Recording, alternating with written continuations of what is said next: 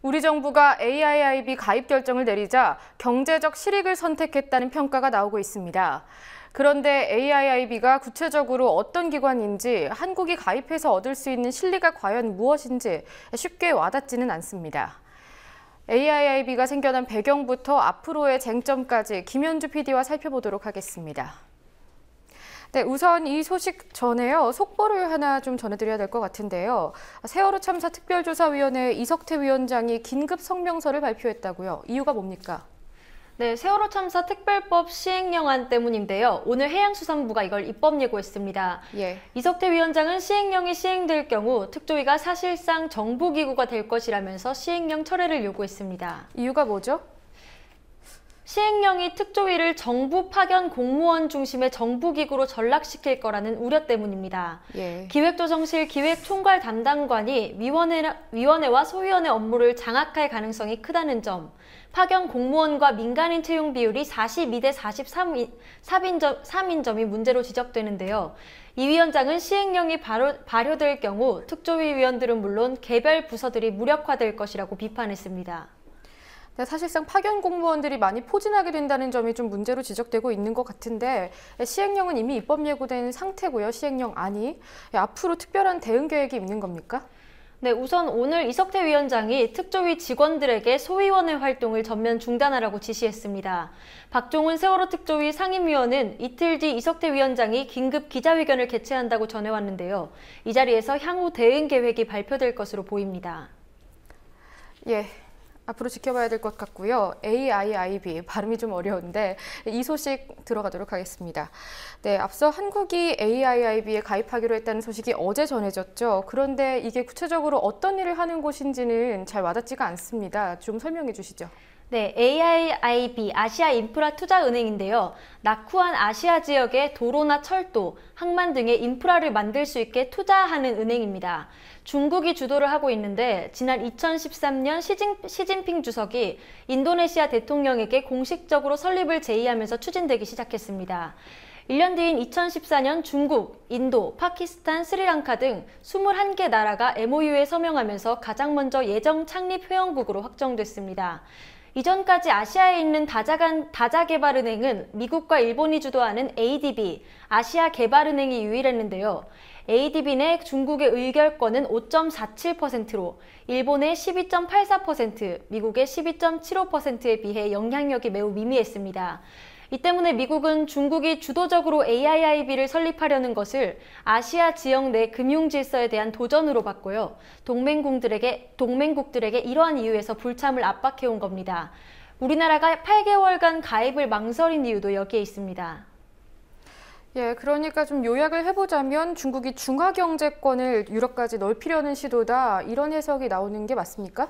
네, AIIB를 통해 중화경제권을 확장하겠다는 의도가 잘 드러납니다. 예. 최근 중국의 행보를 보면 좀 더 명확해지는데요. 중국은 신실크로드를 건설하겠다며 일대일로 프로젝트를 추진하고 있습니다. 일대는 대륙을, 일로는 해양을 가리키는데요. 화면을 보시면 중국 시안에서 출발해 중앙아시아를 거쳐 유럽으로 가는 육로가 있습니다. 그리고 또 중국 취안저우에서 동남아, 서남아, 아프리카를 거쳐 유럽으로 가는 해로도 보입니다. 저기 빨간색으로 표시된 부분인데요. 예. 중국이 밝힌 일대일로 사업의 핵심은 중국 주도로 각국의 도로나 철도망을 연결하고 이를 위해서 중국 건설 기업이 해외에 진출하는 거라고 밝혔습니다. 그런데 AIIB 은행을 설립해서 중국의 이런 야망이 현실화될 것이라는 지적이 나옵니다. 네, 지도를 보니까 마치 현대판 실크로드 같은 느낌이 드는데, 중국 주도의 은행 설립이다 보니까요, 아무래도 중국이 좀 야심을 보이지 않을까, 좀 운영이 투명하게 될 수 있을까, 이런 우려가 나오지 않습니까? 네, 운영의 투명성에 대한 우려가 많습니다. 아직 가입 의사를 확실히 밝히지 않은 호주도 가입은 결국에 할 생각이지만 은행 운영의 투명성이 확보돼야 한다는 입장이 강합니다. 국제통화기금 IMF가 운영되는 방식을 보면 걱정이 기우는 아닌 것 같습니다. 여러 나라의 자금을 모으지만 결국 돈을 어디에 빌려줄지는 의결권을 가진 나라가 결정하는데요. 이 때문에 높은 의결권을 가진 나라가 엄청난 영향력을 행사할 수 있게 됩니다. 네, IMF의 경우에는 사실상 미국이 좌지우지하고 있다, 이런 말도 있지 않습니까? 네, 그런데 사실 미국이 가지고 있는 IMF 지분이나 의결권은 생각보다 적습니다. 미국은 IMF 지분 17.69%와 의결권 16.75%를 갖고 있는데요. 물론 비율로 따지면 가장 많은 비율이긴 하지만 20%에도 못 미칩니다. 그런데 20%에 못 미치는 지분과 의결권을 가지고도 주요 결정을 할 때 거부를 할 수 있는 비토권이 있습니다. IMF에서 비토권을 가진 나라는 미국이 유일합니다. 이번에 중국이 AIIB를 설립하면 30%가 넘는 지분을 가질 걸로 예상되는데요. 이 때문에 의사결정에서 중국의 독주가 우려됩니다. 이런 우려를 의식해서인지 중국이 최근 몇몇 국가들에게 비토권을 포기하겠다 이런 제안을 했다는 보도도 나왔는데요.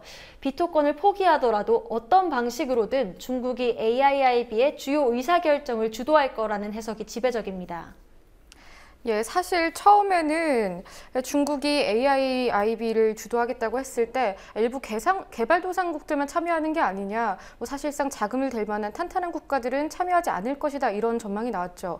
그런데 지금으로서는 좀 그 전망이 좀 뒤바뀐 것 같습니다. 네, 초기에는 참여한 21개 예정 창립 회원국이 GDP 세계 2위인 중국, 세계 10위인 인도를 제외하고는 대부분이 수혜를 받아야 하는 상황이었습니다. 지도를 보면서 좀 설명을 드리겠습니다. 예. 네, 화면 준비되면 설명해 주시죠. 네, 중국은 GDP 세계 17위인 인도네시아나 13위인 우리나라의 참여가 절실했습니다. 아까 말씀드렸다시피 처음 가입한 21개 나라가 대부분 개발도상국이었기 때문인데요. 어제 우리나라와 함께 GDP 세계 18위인 터키가 AIIB 참여를 결정했고 10위인 호주도 곧 참여할 것으로 알려졌습니다. 지난 12일 G7 국가 중에 처음으로 영국이 가입을 신청해서 미국의 눈치를 보던 프랑스, 독일, 이탈리아, 스위스 등 유럽 국가들이 가입을 하면서 AIIB에 세를 더했는데요. 미국의 반대에도 이들이 가입을 결정한 것은 아시아 개도국에 투자할 수 있는 기회를 놓칠 수 없다는 판단이 고려된 것으로 보입니다. 지금 지도에서 보시는 것에 빨간색으로 표시된 부분이 이미 가입이 신청된 나라들이고요. 파란색으로 표시된 부분이 이제 가입을 신청했고 앞으로 승인이 남아있는 국가들입니다. 현재까지 AIIB에 가입을 신청한 나라는 36개국입니다. 예, 중국의 경우 AIIB의 의결권이 50% 정도 된다 이렇게 알려져 있고, 그럼 나머지 의결권은 어떻게 배정되는 겁니까? 네, 50%로 알려져 있었는데 기획재정부에 확인한 결과 50%까지는 가지 않을 걸로 예상이 된다고 합니다. 그리고 30% 정도로 예상을 하고 있는데 나머지 국가들은 GDP를 기준으로 의결권이나 지분이 결정될 걸로 보입니다. 아시아 영내국에서 보면 중국이나 인도를 이어서 우리나라가 3위를 할 것으로 보이는데요. 호주가 가입을 하게 된다면 4위로 밀려나게 됩니다.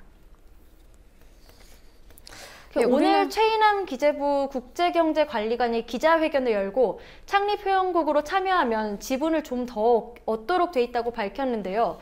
몇 퍼센트의 지분을 차지하더라도 중국 지분이 30%를 넘는다 이런 예상이 나오는 상황이라서 한국이 주도적인 역할을 할 수 있을지는 의구심이 여전히 제기됩니다. 예, 한국이 참여를 하게 되면 실익은 있는 겁니까? 일단 기재부가 밝혔을 때는 인프라 건설 사업에 상당한 이익이 있을 거라고 했습니다. 일단 들어보시겠습니다. 국제기구 가입에 우리가 주도적으로 참여를 하게 되면은 네네. 그걸 통해서 상당히 그 관련 어떤 인프라 건설 사업에 우리 기업들이 사실 다른 해외 건설에 굉장히 좀 경험도 많고 네네. 또 잘한다고 하잖아요, 우리나라들이. 우리나라 기업들이 그런 이제 인프라 사업을 하게 되면은 상당히 그 적극적으로 할 여지가 많다라는 그런 차원의 말씀을 드리는 거죠. 하지만 기재부는 구체적인 실익을 계산해보진 않은 듯합니다. 상당이라고 뭉뚱거렸는데요. 자본 규모나 사업 내용이 나오지 않아서 이익을 계산할 수 없다는 주장입니다. 그게 수치가 나올 수 없는 게 자본 규모라든지 사업 내용이 아무것도 없기 때문에요. 네네. 당장 수치로 제시할 게 아무것도 없어요. 앞으로 AIB가 구체적으로 뭐 어떻게 얼마나 규모로 한다는 게 아무도 모르는 상태인 거잖아요, 지금요. 네네. 예, 지금 한국이 참여하겠다고 신청을 해둔 상태인 겁니까? 네, 그렇습니다. 일단 우리나라는 어제 신청을 했고요. 앞으로 4월 초에 기존 예정 창립회원국의 동의를 받아서 최종적으로 합류하게 됩니다. 창립회원국 모집은 3월 말에 마감이 됩니다. 이후 오는 6월까지 AIIB 설립 협정문을 마무리하게 됩니다. 중국은 이달 말에 카자흐스탄에서 창립 회원국들과 같이 AIIB 지배구조와 이사진 결정 이런 것들을 하기 위한 공식 모임을 여는데요. 이 자리에 우리나라도 참여할 계획인 걸로 알려졌습니다. 예, 소식 하나만 더 전해드리도록 하겠습니다. 독일 여객기 저먼윙스 추락 관련 소식인데요. 탑승객 전원이 사망하면서 충격을 줬던 사고인데, 그런데 이게 조종사의 의도적인 추락이었다, 이런 의혹이 제기되고 있더군요. 네, 프랑스 검찰이 그렇게 밝혔습니다. 부조종사가 항공기를 의도적으로 하강시켜서 프랑스 알프스 산맥에 추락시켰다는 건데요. 조종사가 잠시 자리를 비운 사이에 조종실에 못 들어오도록 부조종사가 막은 이후 하강 버튼을 눌러 추락했다는 겁니다. 그런데 독일 대중지 빌트가 보안 소식통들을 인용해서 조종실 밖에 있던 기장이 도끼를 이용해서 문을 부수려 했다고 보도를 하기도 했습니다. 그러니까 의도적 추락설을 더 강하게 해주는 부분입니다. 예. 지난 24일 독일 저머닝스 소속 에어버스 A320기가 승객 144명과 승무원 6명을 태우고 스페인에서 독일로 향하다 추락한 사고입니다. 예, 조종실을 비운 동안 사고가 났다는 건가요? 어떻게 된 일이죠? 네, 일단 한 명이 조종실을 비운 사이에 한 명이 이제 하강 버튼을 눌러서 이제 사망을 하게 됐다는 겁니다. 조종사 2명이 있다가 한 명이 자리를 비울 때 승무원 한 명이 대신 들어가 있어야 된다는 규정이 있는 곳도 있는데 이번에 저머닝스는 없었습니다. 미국은 2001년 9.11 테러 이후에 의무적으로 이런 것들을 시행 중인데요. 우리나라에서는 대한항공과 제주항공만 이런 규정이 있다고 국토교통부가 밝혔습니다. 아시아나항공, 진에어, 에어부산, 이스타항공, TA항공 등 나머지 5곳은 규정이 없고요. 하지만 도입 움직임은 보이고 있습니다. 저머닝스는 그런데 이런 규정을 도입해야 하지 않냐는 지적에 이번 사건이 예외적인 일이라면서 밝혀서 논란을 일으키고 있습니다. 네, 사후 약방문이 되지 않도록 사후 처리를 비롯해서 앞으로 우리도 이런 걸 예방할 수 있는 규정을 좀 만들어야 될 것 같습니다. 네. 수고하셨습니다.